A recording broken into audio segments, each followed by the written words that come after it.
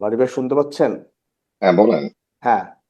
তো আমাদের উকিল সাহেব যে বললেন যে আওয়ামী লীগ নিষিদ্ধের ব্যাপারে, এখন এই ব্যাপারে আপনি তো একবারে মতামত দিলেন আওয়ামী লীগ নিষিদ্ধ হওয়া দরকার, কিন্তু উকিল সাহেব জি। আমাদের আপনি বলছেন যে আওয়ামী লীগ নিষিদ্ধ হওয়া উচিত, মানে লীগ লীগ জি, নামে কোনো বলেছি। শব্দ বাংলাদেশে থাকা উচিত না, তাই তো? অ্যাবসলুটলি। আমি দবির ভাই ওনার পার্সোনাল ওপিনিয়ন দিয়েছেন, আমিও আমার পার্সোনাল ওপিনিয়ন দিয়েছি। উনি আহ, সাংবাদিকতা নিয়ে কিছু প্রশ্ন তুলেছেন। আপনি সেটা উত্তরে বলেছেন যে আপনারা কোনো না কোনো মালিকের চাকরি করেন। আমি সবই নিয়ে আপনাকে বলতে চাই। নুরুল কবির সাহেব, মতি ভাই মানব জমিনের, তৃতীয় মাত্রা জিল্লুর রহমান, দেশ আমার দেশ পত্রিকার মাহবুবুর রহমান, এনরা কি চাকরি করেন না? এখন এখানে এনারাও তো আপনাকে আমি চাকরি একটা করেন। কথা বলি, যে এখন জি। চ্যানেল আই ছিল বিগত সরকারের একজন প্রধান পৃষ্ঠপোষক। এখন চ্যানেল আইকে তারপরে কিন্তু বিগত সরকার ধরে নাই। সেটার ব্যাপারে হ্যাঁ, আপনি কি মানব বলবেন? জমিন। আপনি মানব জমিনের না, কথা বলেন। মানব জমিনের কথা আমি আপনাকে বলি। মানব জমিন হ্যাঁ, কার ছিল? মানব জমিন ছিল হলো দরবেশ বাবার। আচ্ছা, আমার দেশ। আমার দেশ তো কিছু লিখতেই পারেনি, আমার দেশ তো বন্ধই ছিল। আমার দেশ বন্ধ ছিল, কিন্তু মাহবুবুর রহমানের মুখ কি বন্ধ ছিল? না, তার মুখ তো, শোনেন একটা কথা হলো, আপনি আমার বাংলাদেশে বসে কথা বলা আর বাইরে বসে কথা বলা তো এক না। পিনাকি অনেক কথা বলে, তারপরে আপনি কনক সারোয়ার অনেক কথা বলে, কিংবা আমাদের সাহেব নামে একজন আছে অনেক কথা বলে। সব কোথা থেকে কথা বলে? আর সৎ সাহস যদি সৎ সাংবাদিক হয়েই থাকেন, আপনি দেশে আসেন, আমার মতে আপনি সামনে বসে সরাসরি কথা বলার সাহস দেখান, তাহলে বুঝবো আপনি না, না, সাংবাদিক। না, এটাই। আপনি 5ই আগস্টের পরে কথা বলতেছেন। না, আমি আমি পাঁচই পাঁচই পাঁচই আগস্টের আগস্টের আগের আগেও কথা। আমি কথা বলেছি। আমি 5ই আগস্টের আচ্ছা, আন্দোলনে ছিলাম, আপনি আমি 90-এর আন্দোলনে ছিলাম। না ছিলেন, আমরাও ছিলাম। হ্যাঁ, কারণ আমি একটা রাজনৈতিক দলের গত 45 বছর ধরে কর্মী। হ্যাঁ, আমরা এরশাদ বিরোধী আন্দোলন করেছি।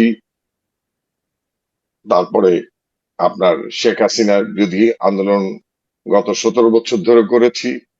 হ্যাঁ, হামলা মামলা, নির্যাতন আমরা সয়েছি। সেটা নিয়ে আমাদের কোনো দুঃখ নেই। কিন্তু আওয়ামী লীগকে নিষিদ্ধ করার ব্যাপারে আপনি যে প্রশ্নটা তুলেছেন, এটা আজকে আহ, দবির ভাই হয়তো আমার সাথে একমত নাও হতে পারেন। আহ, কিন্তু সিংহভাগ মানুষ এদেশে যারা আওয়ামী দ্বারা নির্যাতিত, আওয়ামী সিন্ডিকেট দ্বারা নির্যাতিত, আপনার এই যে কুইক রেন্টালের মাধ্যমে যে কুইক দুর্নীতি করে বিদ্যুতের দাম একের পর এক বাড়ানো হয়েছে। তারপরে আপনার সিন্ডিকেট করে নিত্য প্রয়োজনীয় যে দ্রব্যাদি, কয়েকটা হাউস, এই টিকে গ্রুপ, ফ্রেশ, তীর, এই কয়েকটা মুষ্টিমেয় কয়েকটা গ্রুপ, বসুন্ধরা, এরা মিলে একটা সিন্ডিকেট করে দাম নির্ধারণ করে। আর সরকার সেটা আপনার বাস্তবায়ন করে। সরকার সেটা এনজয় করে। যে হ্যাঁ, সরকার সেটা কেন এনজয় করে। এনজয় করে? কারণ যে লুটপাটটা হয়, লুটপাটের ভাগ তো ফ্যাসিস্টের সবার ঘরে ঘরে পৌঁছে যেত। যে টাকাটা দেশ থেকে পাচার হয়ে যেত এবং পাচার হয়েছে। অনেকেই আপনার শত শত কোটি টাকা দিয়ে আপনার দুবাইতে তাদের ব্যবসা বাণিজ্য গড়ে তুলেছে, নাগরিকত্ব নাগরিকত্ব নিয়েছে। কেউ কেউ আরো অন্য দেশে, কানাডা, অস্ট্রেলিয়া, সিঙ্গাপুর, হ্যাঁ, আমেরিকাতে তাদের নিয়েছে, তাদের না- তা দ্বৈত নাগরিকত্ব নিয়েছে। তো এখন হ্যাঁ। আপনি একটা কথা বললেন, আপনি একটা দলের সাথে 45 বছর ধরে সংশ্লিষ্ট। তা জি। আপনার যে অভিমত আওয়ামী লীগ নিষিদ্ধ করা হোক, জি। আপনার দলের অভিমত।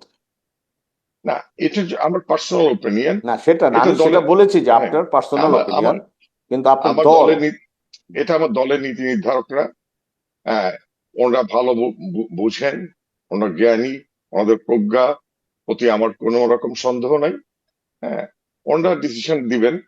কিন্তু এই মুহূর্তে যেটা সবার আগে আমি দবির সাথে একমত, এবং আজকে যারা আন্দোলনের মাঠে আছে, হ্যাঁ, সব শ্রেণী সব পেশার মানুষই চায় এই ফ্যাসিস্টের বিচার হোক।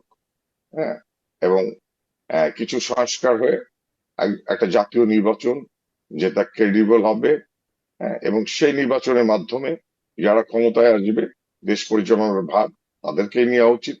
কারণ আপনি একটা কথা বলেছেন, দবির ভাই একটা কথা বলেছেন, এনজিও গভর্নমেন্ট, এইভাবে আমার মনে হয় না যে এই গভর্নমেন্টকে নামকরণ করা উচিত।